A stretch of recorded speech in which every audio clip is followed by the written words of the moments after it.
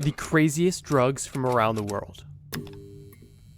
The craziest drugs from around the world. Nepal. I feel like Nepal is really only known for a few things. Mount Everest and its funky flag. But more recently, a certain substance Hold up, wait. I gotta put my OBS on the other screen. out of Nepal has definitely been gaining a bit of attention. That substance being mad honey, also known as red honey. And as you probably guessed, this never heard isn't of any that. regular honey. This honey is full of natural neurotoxins, That honey which got for that fentanyl reason has in it. actually been proven to be very helpful when it comes to traditional medicine in Nepal, because of its reported healing properties, and most notably because of its hallucinogenic effects, including dizziness, euphoria, visual distortion, and feeling like you're in a dreamlike state. But that's just modest doses. Higher doses could also lead to nausea, vomiting, slower heart rate, and even temporary paralysis or loss of consciousness, which I suppose isn't extremely surprising because it is a neurotoxic. One of the most interesting parts about mad honey, besides its deep, rich history and significance within Nepalese culture and its recreational What are these fits? Holy. Oh, yeah. Dude back there already looked like he offered that mad honey. psychedelic effects, is the method that of K2. collection required to even get this honey in the first place. This honey isn't gathered through a traditional beekeeping setup. The people who are getting mad honey are motivated. I say this because the process of acquiring this honey requires you to scale the side of a cliff, one of the few locations where this honey is even found, and then you must collect this gently while also trying to not be eaten alive by the giant bees that produce this honey.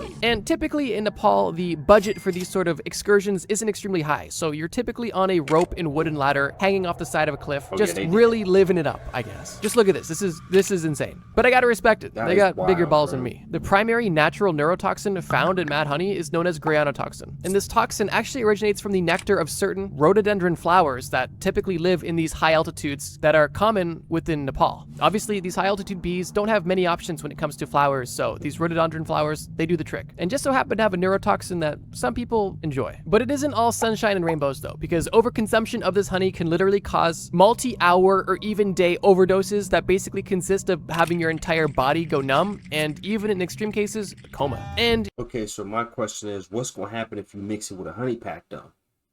Since this is apparently the strongest honey, right? And it's a drug, it's going to make you hallucinate. What if somebody was to make a concoction that involved adding whatever elements are in a honey pack? What's going to happen? Is my junk going to explode or what? No, I'm not going to lie. You take that, your heart might explode. in case this isn't crazy enough for you, trust me, this video contains a ton of crazy substances, and I wanted to start on something light. Let's move on. The Philippines. A place that I hold near and dear to my heart, but unfortunately, they too have crazy substances. One of those substances being shabu, which is locally known as poor man's cocaine. Both of these are That look like doo-doo. That look like doo-doo, bro. What the freak? substances being Like shabu, doo-doo. which is That ain't no coke. That's pure poop, gang. You off that pure poop? That ain't pure cocaine. That's pure poop. locally known as poor man's cocaine. Both of these are slang terms for meth, essentially. Methamphetamine hydrochloride, to be specific. And I think if you're watching this video, you're probably at least somewhat familiar with meth and the typical outcome and aftermath of using this drug. But I want Dang, you know she's fried. Holy. Is this really what meth does to you? somewhat familiar with meth I would never trust ingesting anything into my body that looks like that.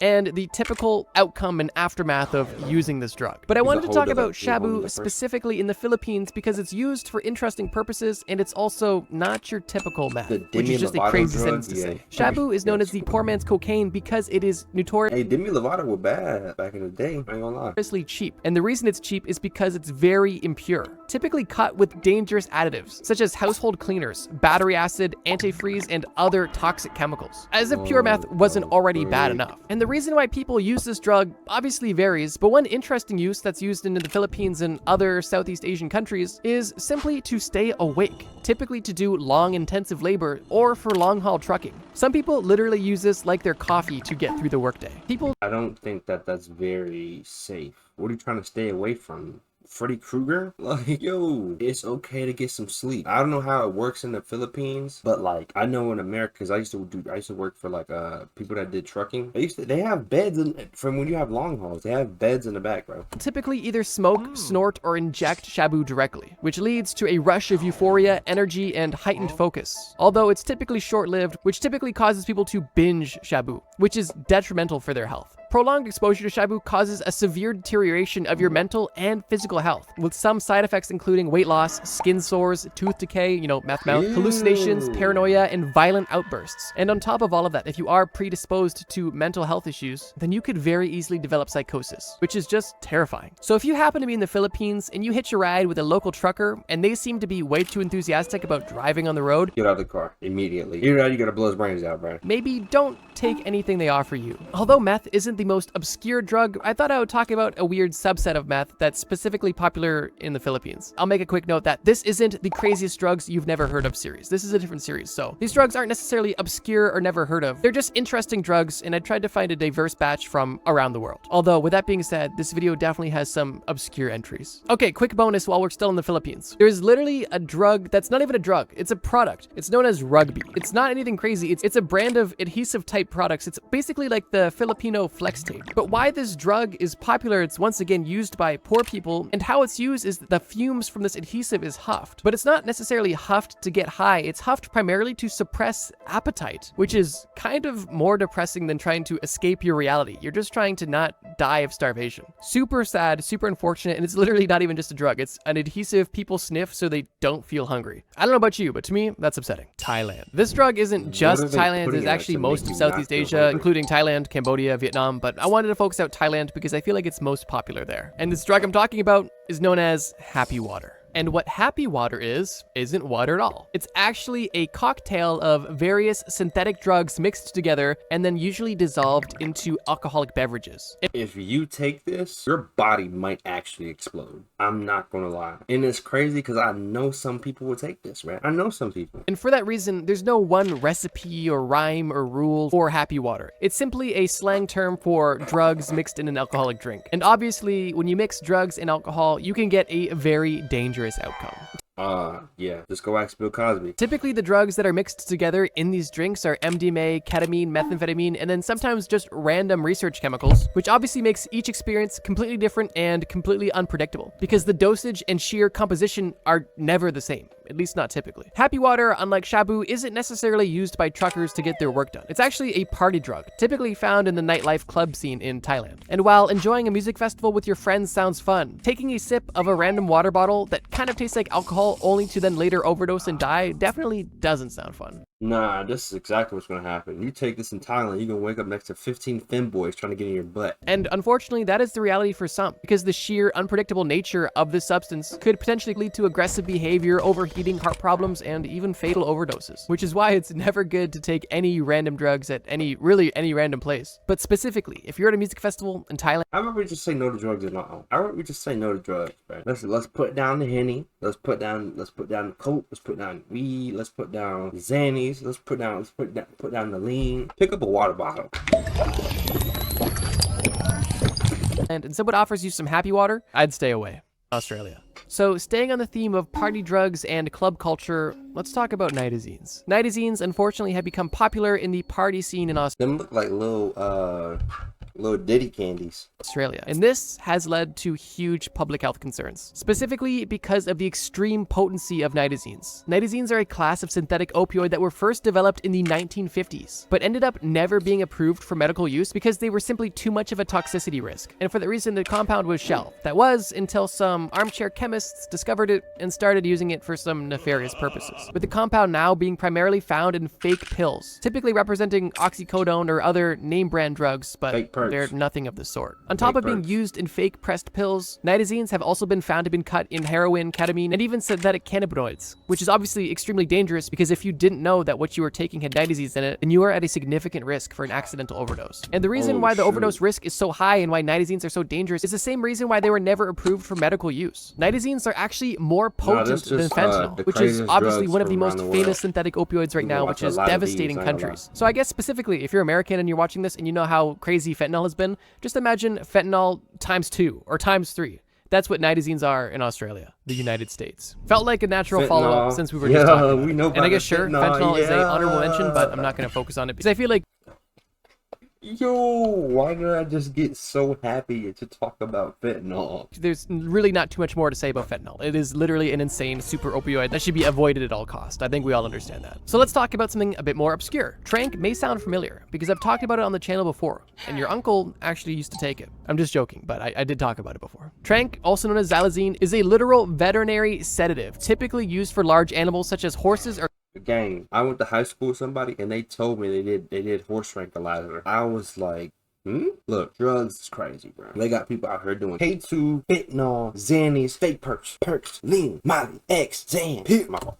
cows. And for a while, that's all it was used for. Simply sedating cows so they could, do medical work on them. Until somebody didn't inject a cow, they injected themselves. And then people started mixing it with opioids, and then that's where things really got crazy. When xylazine is mixed with opioids like fentanyl or heroin, it combines the extreme sedative effects of the xylazine with the euphoric and sedative effects of the opioid as well, causing a rather extreme situation to take place within your body. One of the more notable effects of taking Tranq is its literal zombie-like effects. But it's not like bath salt zombies where they're running around crazy. I mean zombie in the way of, you literally look like you're dead. Even if you take a not overdose amount of this substance, you can still fall into a deep, prolonged, unconscious state, sometimes for hours on end, which to anyone around you would make you appear essentially dead, as your heart rate and breathing rate are extremely low. You are literally unresponsive, and if you are surrounded by people who are also not in their senses, then you could very easily be written off as dead. And while it's not necessarily hard to imagine why it's extremely dangerous to take a horse tranquilizer, one of the most dangerous parts about the xylazine opioid mixes is the fact that if you do overdose, you almost have a 0% chance of survival. And that's because the typical overdose preventing drugs like Narcan don't work when you're on Tranq. Because although Narcan may neutralize the opioids in your system, it has almost no effect on the xylazine, which means that you are still very much so at risk. For example, let's say somebody takes Tranq and they overdose. Already, they're in a extremely dire situation. But let's say they even receive emergency medical services. In this situation, the medical personnel will very likely test for opioids, but almost no medical personnel are going to be testing for xylazine, which means that they're going to give this person Narcan and assume that that's all that needs to be done. But in reality, while the opioid is being neutralized, the xylazine is still actively killing the person to almost nobody's knowledge, making Tranq extremely dangerous and making its overdose fatality rate extremely high. I put Tranq in the North America, specifically the United States section, but it's also been used in Canada and Africa and South America as well.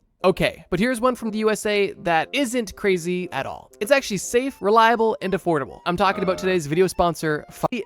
I'm used to lose third convenient living pack. So, Colombia. Figured it made sense to follow up North America with South America. And while this drug is popular in most of South America, it's most commonly known for its use in Colombia. So I singled it out for this one. And the drug I'm talking about is known as Devil's Breath, or scopolamine. Whatever you call it, this drug is literally insane. And I know I've said that a lot, but this one might be the craziest on the entire list. I would say the name of Devil's Breath for this drug is quite accurate, but also a bit of an understatement, because how powerful it is and how sadistic the use cases for this drug are. And this drug isn't an opioid that makes you a zombie. This drug is a powerful deliriant and strong hallucinogen, which literally causes you to lose your free will. And it's for that reason that criminals use it to rob people and then some. Scopolamine is derived from a local tree in Colombia and isn't necessarily extremely rare to find. And it's for that reason that this unfortunate drug has kind of gained popularity, specifically with the criminal population in Colombia. Almost nobody takes this drug intentionally, but still people are dosed with it every single day. Now, see, imagine, you know what? Look, this is why if you go on tour, if you go to another country, stop trying to investigate, bro. They gonna kidnap you, put you in the back of the van, tie you up to a chair, everything restrained. They gonna inject you with some devil's breath. They ain't gonna make you kill your mom. In GTA. Come on, man. Stay away from these drugs, bro. The Devil's Breath is typically found in a fine powdered form, which, if you're in Colombia, may not seem out of place. Although this drug has absolutely no similarities to that other Colombian white powder. How criminals use this drug is they will typically literally blow it into the face of their victims or simply put it in a drink. And by the time it's been blown in the victim's face or consumed by the victim via their drink, it only takes minutes until they are completely vulnerable. On top of— Wait, why did you bend him over? Or consumed by the victim via their drink, it only takes minutes until they are completely vulnerable. You want to talk about that? What can you do if somebody blows some drugs in your face? On top of being a deliriant and a hallucinogenic, this drug also has amnesia-like symptoms, which literally means that not only are you in a vulnerable state where you're extremely suggestive because of the delirium, but after the experience is over, you literally won't even remember what happened. At least in most cases. And when criminals dose people with this drug, the outcome can lead anywhere from robbery to assault to trafficking to murder to literally anything. I almost Okay, now what if somebody got the drugs blown in their face and then the victim turns into like some type of like I don't even know and just kills all of them? Was your attempt on roofing somebody via the air in vain? I don't know. can't stress this enough that when you are under the effect of this drug, you are almost like a child, simply wide-eyed and clueless and literally out of your mind. But not only are you extremely mentally vulnerable, but if this criminal that had dosed you with this drug had given you a strong amount, then not only could your valuables be at risk, but also your life. Because high doses of the devil's breath can literally lead to paralysis or respiratory failure, which can obviously cause death. And this risk of overdose is only heightened when it's mixed with alcohol and other substances that the victim may already be on. The devil's breath is basically if a roofie took steroids. It's that insane, and for that reason I knew it had to make the list. Haiti.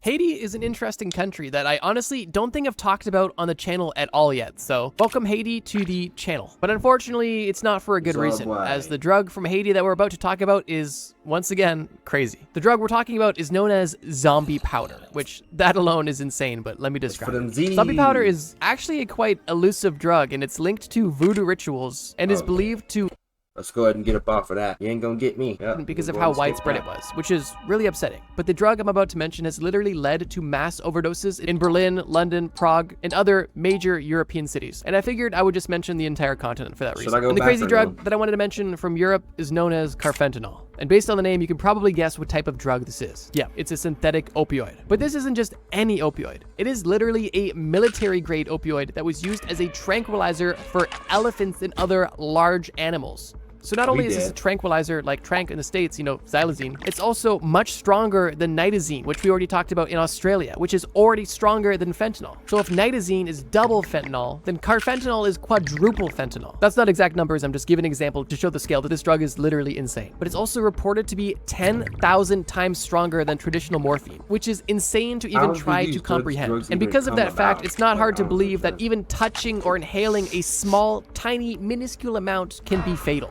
Which, to put it into perspective, this is a deadly dose for fentanyl, a much less potent but still extremely dangerous opioid. It's actually crazy how exponential these opioids keep getting stronger and stronger and crazier and crazier. But I don't want to just harp on synthetic opioids this whole video, so I'll keep this section brief. But I figured this drug definitely deserved to mention just because of how powerful it is, and unfortunately how deadly it's been, specifically through overdoses from people not knowing they took it. Carfentanil is literally so strong that even the leading opioid overdose reversal drug struggles to neutralize it. That's right, Narcan struggles and is only sometimes effective against carfentanil simply because of the sheer potency of carfentanil. If that doesn't tell you everything you need to know, then I don't know what will. Greece. I don't believe. All right, we gotta go back because I want to learn about the drug in Haiti. Zombie-like effect, but literally turn them into zombies. The primary active ingredient in this zombie powder is tetrodotoxin, which, surprise, surprise, is a powerful neurotoxin. But this one's not found in high-altitude flowers like in Nepal. This one's found in pufferfish. I believe it's also found in datura as well, which if you know anything about datura, then you know how crazy this stuff would be. The thing about zombie powder is that it's kind of shrouded in folklore, and real-life use of it are a bit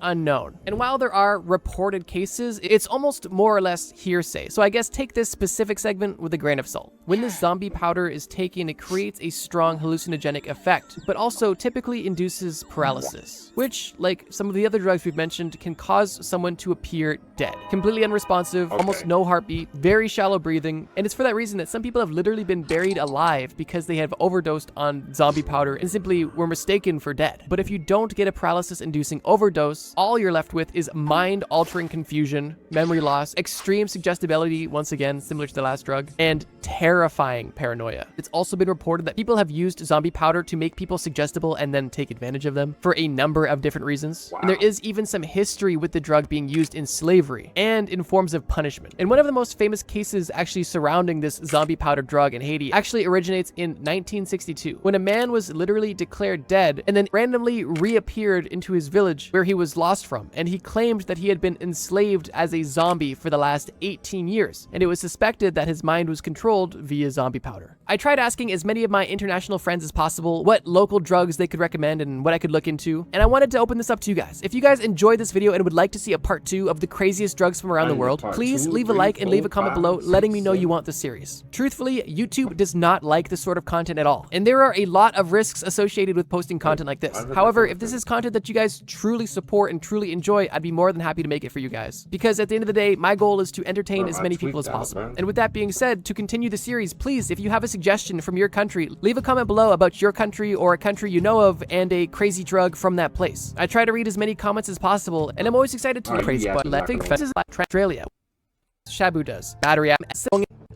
I'll keep this one short. Greece. I don't believe I've talked about Greece yet either, ever on the channel, so welcome, Greece. I'll keep this one short because this one is also a bit repetitive, but it's still something I thought was worth mentioning. That something being Sissa. And Sissa, once again, is known as the poor man's cocaine, but this time in Greece. It became popular during the country's last economic crisis, and since then has been growing in popularity, which has sadly been destroying people and communities. Sissa, similar to Shabu, is a very impure version of crystal meth, and is even referred to by some as the crystal meth on steroids, and includes similar toxic chemicals as Shabu does. Battery acid, engine oil, lighter fluid, and detergents, you know, crazy stuff like that. Sissa is reported to give a burst of energy and euphoria, but then also followed by a heightened aggression and extreme paranoia, hallucinations, and violent outbursts. And similar to Shabu, Sissa is extremely potent but short-lived, which means that people typically binge use this stuff, which only makes the negative effects more and more rapid to both the user's mind and body. And prolonged usage of this drug can literally make somebody in their 20s look like they're in their 60s because of how quickly it ages your body, makes your teeth fall out, and literally just makes your body fall apart. South Africa. Okay, so this one's kind of a 2-for-1 because this entry actually involves a crazy drug and an even crazier method of consumption. The drug is known as Nyaupi, and the method is known as Bluetoothing. So let's start with Nyaupi. Nyaupi is essentially the poor man's heroin. It's not actually called that, but you know, it fits the same criteria, so I'm just gonna call it that. It's essentially a mixture of heroin diluted with HIV and AIDS drugs mixed. Yeah, excuse me? How did you turn HIV and whatever else meds into something that's gives you the sensation of heroin? How did you do that? With sometimes rat poisons and detergents and whatever fillers they can really get their hands on. This heroin-based concoction is obviously much cheaper than more pure heroin, and for that reason is more affordable and accessible, and for those reasons, appetizing to those who use this drug. But let's talk about what Bluetoothing Nyaupi is. So how Bluetoothing works is actually quite disturbing. Nyaupi, like heroin, is injected directly into the vein, but that's where things begin to differ. Bluetoothing is when you inject the drug into your vein and then withdraw blood out of your vein back into the syringe. At that point, the person or people that you're with will take the syringe, inject it with themselves, and then continue the cycle. And this Okay, so what if somebody has AIDS? Do you just, the whole village got AIDS now and we just throw them? Like, is that what that is? Like, you just sharing blood, gang. This is what they was talking about on the movie Him. These guys are literally blood doping, bro. This is done to share the high. And not only does it seem like an ineffective method of doing so, but it is obviously extremely dangerous for reasons that I probably don't even need to mention. But just in case I do, sharing needles is extremely unhygienic and dangerous, and is one of the biggest spreaders of deadly diseases. When I was doing research on this video, honestly, just this method was probably one of the most disturbing things. But yeah, when I heard of Bluetoothing, I had to literally fact check it because I didn't believe it at first. I was like, no way people are doing this. And unfortunately, people are. And it's for that reason that this crazy method of administration literally outshines the crazy drug that is Nyaupi. Like I said, if you guys want a part 2, please. I don't understand. So you telling me you want heroin so bad that one, you're gonna take HIV and STD medications, put it into some type of filler inside of a syringe, you're gonna jab it in your vein, take your blood out, give it to somebody else? Yeah, I'm done with that. Heck nah, boy.